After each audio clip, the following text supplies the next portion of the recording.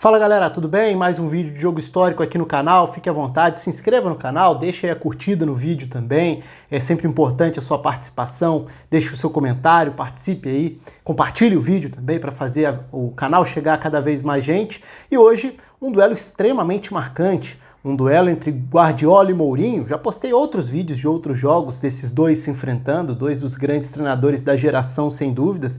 E dessa vez, há um jogo que é o início de um confronto extremamente marcante, porque eu tô falando da Champions 2009-2010, Inter e Barcelona. O Barcelona era o atual campeão, a Inter seria a campeã europeia daquela temporada e para isso deixaria o Barcelona pelo caminho. Então hoje falo do jogo de ida, né? Do 3-1 da Inter jogando na Itália, a virada para cima do Barcelona. E no próximo vídeo, claro, falo sobre a volta, sobre o jogo que confirmou a classificação da Inter diante do Barça.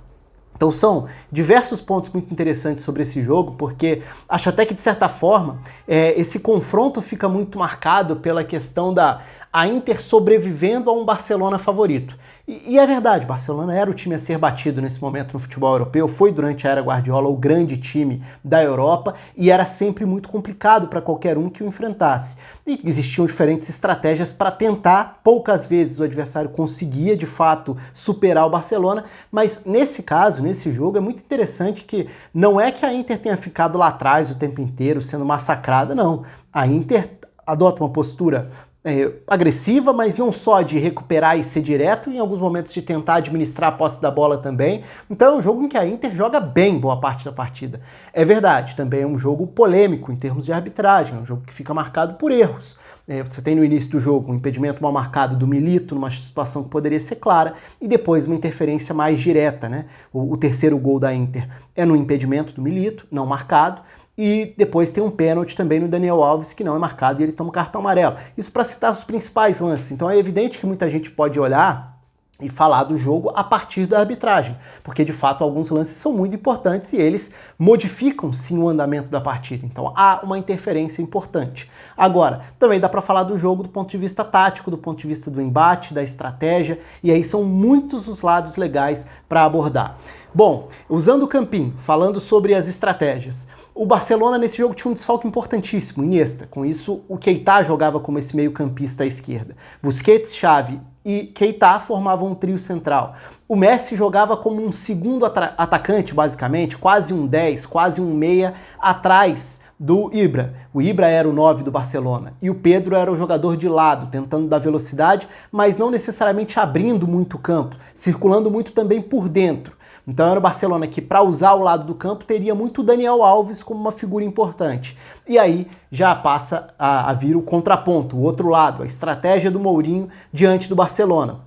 Pandev viria a ser um dos grandes nomes do jogo, muito por esse papel de marcação pelo lado esquerdo, mas também de velocidade, saídas para os contra-ataques, e justamente tendo esse papel importante de ajudar a cercar o lado das subidas do Daniel Alves. Então o Pandev faz uma dobradinha com o Zanetti pelo lado esquerdo do campo, por dentro Cambiasso e Thiago Motta como os volantes, com o Sneijder à frente, do outro lado o Eto'o, e à frente Diego Milito. Então era uma Inter que tinha jogadores ofensivos sim na sua escalação, mas que tinha uma exigência sem bola, uma exigência defensiva muito grande de todos esses jogadores de frente. E quando eu digo todos eles, o Pandev principalmente, porque era o lado forte do Barcelona. E o início do jogo, inclusive, começa muito por ali, né? É o Barcelona tentando somar avanços a partir do lado que tem o Xavi como meio-campista, Daniel Alves se projetando, o Pedro como atacante por aquele lado, o próprio Messi recebendo numa faixa da meia direita, então o Messi caía numa faixa que era o setor do Thiago Motta, na maior parte do tempo era esse o embate.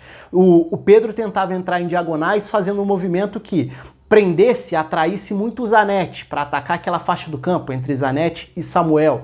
E com isso o Daniel Alves queria explorar o corredor e era esse jogador para ir à frente para receber. E aí entrava a importância do papel do Pandev para cercar bastante aquele lado. Do outro lado, o Eto'o não tinha a mesma função. Não era ir até o final, até o fundo, para fazer essa marcação à frente do Maicon. Porque por aquele lado o Barcelona não tinha um ponta e também não tinha um lateral tão ofensivo assim. Então o Eto'o marcava um pouco mais por dentro. Eto'o e Sneijder tinham funções importantes sem a bola. O Eto'o ajudava a encorpar essa linha, muitas vezes sim, fechando uma segunda linha com 4, mas que tinha um Pandev mais recuado pelo outro lado, o Eto'o ajudando a recompor e a fechar por dentro esses espaços, que seriam do setor muitas vezes do próprio Keita, por aquela faixa do campo, já que Thiago Motta e Cambiasso estariam ocupados na maior parte do tempo por Pedro, por Messi, eventualmente pelo Xavi. No início do jogo tem um outro papel interessante que é do Sneijder. O Sneijder, inicialmente, é quem tenta limitar as opções de passe do Xavi. Então é ele quem fica se colocando no momento sem bola, logo ali à frente do Xavi para tentar evitar ou que a bola chegasse até ele ou que ele tivesse muito campo, muita tranquilidade para soltar essa bola rapidamente. É claro que o Sneijder também não era o jogador dessa intensidade sem bola durante 90 minutos. Então isso oscilaria, alternaria dentro do jogo, momentos em que ele tinha mais esse lado ligado para marcar e outros em que ele tinha menor responsabilidade sem a bola. Mas era inicialmente também parte da estratégia. Então a Inter estava muito montada para tentar fechar o lado que o Barcelona teria como lado forte, proteger a área. E aí entra um ponto importante, né?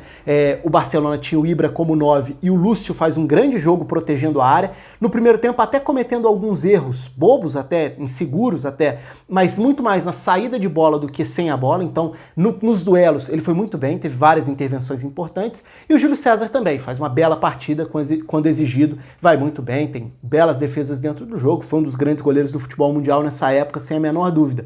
E isso eu tô todo falando sobre as adaptações da Inter para parar um Barcelona dominante. Então, esse era o cenário inicial. O Barça tinha uma tendência a atacar pela direita, a Inter tinha um time preparado para fechar mais o lado esquerdo. Qual a consequência disso? O outro lado está mais aberto. Então, se o outro lado está mais aberto, o Maxwell teria um convite para atacar um pouco mais, porque não era o setor em que necessariamente o Eto'o marcaria ou estaria tão preocupado assim em abrir para marcar. O Eto'o muitas vezes nem se preocupava tanto assim em cobrir os avanços por ali. A Inter começa bem o jogo, eu vou chegar nessa consequência porque o gol acaba saindo por ali. Mas o início de jogo é do Barcelona, os primeiros minutos, o Barcelona tentando ditar o ritmo, tentando chegar ao ataque. A Inter responde e a torcida começa a ir junto. A torcida começa a perceber o nível de entrega que essa Inter tinha para marcar, recuperar e acelerar. E aí o jogo começa a ganhar a cara dele. O Barcelona vai ter a posse, normal. A Inter vai tentar incomodar toda vez que recuperar e acelerar. E essa aceleração sairia muito da qualidade de passe, por exemplo, do Sneijder ou do Eto'o, para o Eto'o ou dar o passe ou se projetar, mas muito para o Milito ser esse incômodo constante nas costas de Puyol e Piqué. Então o jogo tem muitos impedimentos, muitos deles, inclusive o mal marcado do início do jogo, na Inter tentando explorar esses lançamentos. Recuperou? Bola no Milito para ele se projetar nas costas da defesa e tentar castigar o Barcelona dessa forma. Outro jogador que incomodou muito também com a bola, o Pandev, porque ele fez um trabalho incansável sem bola para fechar o lado do Daniel Alves, mas ele também se projetava muito, correndo, arrancando, sem ter bola perdida e dando trabalho para o Daniel Alves no momento da marcação. Então essa velocidade fazia com que a Inter tivesse sim força física, comportamento tático, de estratégia para marcar e saber quais eram as prioridades no momento sem bola, e a partir do momento em que recupera, acelera e incomoda. E isso dá uma incendiada no estádio. O estádio percebe que a Inter começa a se achar dentro do jogo, e se achar assim, se encontrar dentro do jogo, executando o que pretendia. E curiosamente o gol do Barcelona sai logo na sequência. Então, poucos minutos depois do estádio começar a inflamar, percebendo que a Inter estava bem, sai o gol do Barça. E o gol do Barça é exatamente numa projeção do Maxwell, aproveitando esse corredor um pouco mais vazio. O outro lado estava preenchido, o Barça não conseguia atacar tanto pelo lado que queria, o Xavi começa a se deslocar, cai um pouco mais pelo lado esquerdo, começa a aproximar peças pelo outro lado, e por ali acaba chegando a bola ao Maxwell, que conduz, que passa pela marcação, vai ao fundo e cruza para o Pedro finalizar. Então o Barça sai na frente, e a sensação nessa altura na época era uma sensação muito constante, né? O Barça saiu na frente. Já era, porque é o time a ser batido, é o time que controla a posse, é o time que se impõe contra qualquer um. Depois que saiu na frente, a missão é muito complicada para qualquer um. Só que a Inter mantém a sua estratégia da mesma forma. E aí tem um mérito muito grande. Também de conseguir respirar em alguns momentos para não deixar que essa bola fosse um bate e volta muito grande. Então não podia ser só acelerar de qualquer jeito, porque acelerar de qualquer jeito também, quando você erra um passe, que você tenta acelerar, arriscar um pouco mais, você devolve a bola para o adversário. E isso daria para o Barcelona a chance de ditar o ritmo. A Inter passa a trocar mais passes. E isso é interessante, porque o gol de empate sai justamente disso. De uma Inter mais consciente de que também seria importante administrar, ter paciência, e depois de ter essa paciência, inverte o jogo da esquerda para a direita, encontra o espaço vazio, e aí estava uma arma importante da Inter. Eu falei sobre como a Inter se adaptava às armas importantes do Barça. Uma arma muito importante dessa Inter era a força dos apoios do Maicon. O Maicon estava numa fase, teve uma carreira na Inter excepcional, né? Então, ele se projeta e é um jogador que, arrancando com a bola, passando no corredor, causava muito estrago. E o Barcelona tinha por aquele lado Keita fazendo essa marcação também. Então o Barça também tinha uma marcação que visava reduzir a força ofensiva da Inter por essa faixa do campo. Mas a partir do momento em que a Inter fica com a bola, obriga o Barça a voltar um pouco mais, então é uma Inter trocando passes não só no campo de defesa, no meio de campo também. E o Barcelona, até para conseguir pressionar, tende a aproximar muita gente no setor da bola. A inversão vira uma alternativa importante. E a inversão acha o corredor para Eto'o e para o Maicon. E a partir do cruzamento ali pelo lado direito, a bola chega ao miolo da área e aí o Milito faz muito bem a proteção para ajeitar. E aí tem um outro aspecto importante, o Pandev, como esse atacante pela esquerda, entra em diagonal, o Daniel Alves vai com ele. Então no miolo da grande área estão o Pandev e o Diego Milito. O Milito consegue proteger e percebe que o Sneijder ficou nas costas, porque se o Daniel Alves foi atraído para o centro da área, toda a defesa do Barcelona está ali na altura da marca do pênalti, digamos. E nas costas estava o Sneijder. E assim saiu o gol de empate da Inter. Uma jogada bem trabalhada, invertendo os corredores, não só acelerando por acelerar. E que coroava um bom primeiro tempo, porque a Inter teve méritos nisso também. A Inter fez muito bem esse trabalho. E aí entram alguns papéis muito importantes, né? O Thiago Motta, que depois apareceria bem na origem dos outros gols também. Thiago Motta protegendo esse lado esquerdo como volante pela esquerda, Lúcio ganhando os duelos dentro da área, Zanetti fazendo coberturas e ganhando duelos importantes, muitas vezes tendo que se dividir ali entre sair no Daniel Alves, sair no Messi, sair no Pedro, mas conseguindo muitas recuperações de bola também.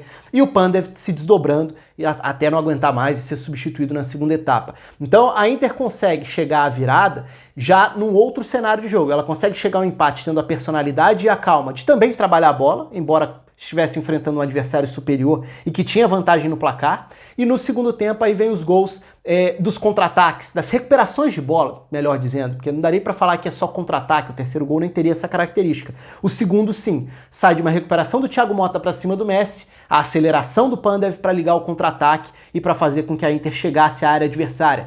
De novo, muito rápido, porque recupera, acelera com o próprio Pandev. Quem vai aparecer lá na ponta direita para definir o lance é o Maicon, entrando, se projetando com esse fôlego, com essa força toda. E aí a gente começa a ligar, a somar alguns aspectos importantes do jogo.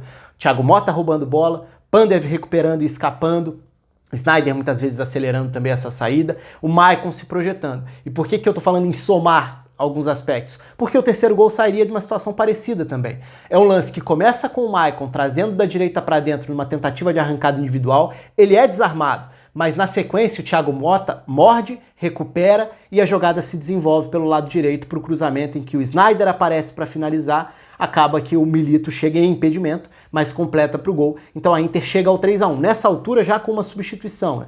Tinha saído o Pandev, cansado também, para a entrada do Stankovic, até para tentar fazer com que a Inter voltasse a ter um pouco mais de marcação no centro do campo. O Sneijder é deslocado para o lado esquerdo e logo depois acaba chegando à área para fazer o gol. O jogo mudaria mesmo depois disso. Depois do 3-1, o jogo ganharia uma outra cara e aí sim, indo para a reta final da partida, vira um jogo do Barcelona em cima do Barcelona, tentando preencher a entrada da área e a Inter se segurando ali atrás, se desdobrando. Depois vem alguns problemas também, como a saída do Maicon, porque toma uma pancada na cabeça, é substituído. Aí o Kivo entra, isso desloca o Zanetti para o outro lado. Mais tarde o Balotelli entraria para ser alternativa pelo lado direito do ataque, com o Eto'o como referência. Então a Inter vai tentando se segurar na reta final. Como eu disse no início, tem um lance de pênalti que poderia ter sido marcado em cima do Daniel Alves.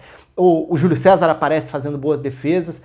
Em compensação, a Inter também tem um contra-ataque que o Sneijder, já cansado, desperdiça e não consegue finalizar da forma adequada. Mas é um grande jogo. É um jogo, sim, tem questões de arbitragem, não dá pra gente ignorar essa parte, mas que tem dois grandes treinadores se enfrentando e estratégias diferentes no embate muito interessante. O Barcelona consegue sair na frente, a Inter consegue reagir, consegue aplicar, executar uma proposta muito bem feita de marcação aos pontos fortes do adversário e ao mesmo tempo de um contra-ataque muito rápido, com qualidade para isso, com jogadores que tiveram que se desdobrar sem a bola, mas que continuaram sendo ameaças nos momentos de transições ofensivas, contra-ataques, como a Inter conseguiu. Um grande jogo da Champions e que depois, claro, teria a volta, e aí é assunto para o próximo vídeo aqui no canal. Conto com a inscrição, com os comentários, um abraço a todos, até a próxima.